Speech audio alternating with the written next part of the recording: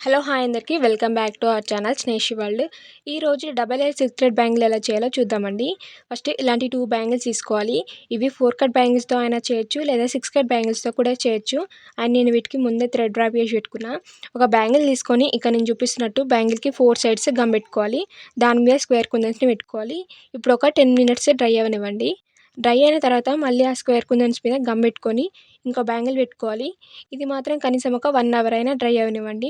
Dry అయిన తర్వాత ఇప్పుడు మనకు లెఫ్ట్ సైడ్ ఉన్న బ్యాంగిల్‌కి కింది సైడ్ గమ్ పెట్టుకొని థ్రెడ్ స్టిక్ చేసుకోవాలి. గమ్ముని ఇప్పుడు ఒక 10 మినిట్స్ డ్రై అవ్వనివ్వండి.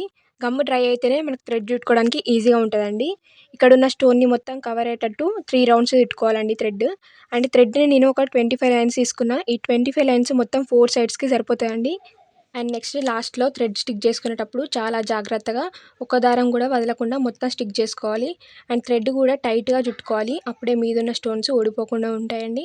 సేమ్ మిగతావి కూడా ఇలానే చుట్టుకోవాలి. అండ్ ఈ బ్యాంగిల్ నేను నా కోసమే వేసుకున్నానండి.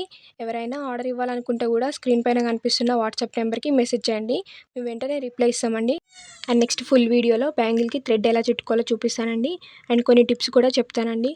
ఇప్పుడు థ్రెడ్ మీద గమ్ పెట్టుకొని లైన్‌గా స్క్వేర్ కుందన్స్‌ని 3 పెట్టుకోవాలి. అండ్ సైడ్స్‌కున్న గ్యాప్‌లో కూడా గమ్ పెట్టుకొని మిగతా స్క్వేర్ కుందన్స్‌ని పెట్టుకోవాలి. నేను తీసుకున్న 3 రౌండ్స్ థ్రెడ్‌కి పర్ఫెక్ట్‌గా కుందన్స్ అన్నీ సెట్ అయ్యాయండి.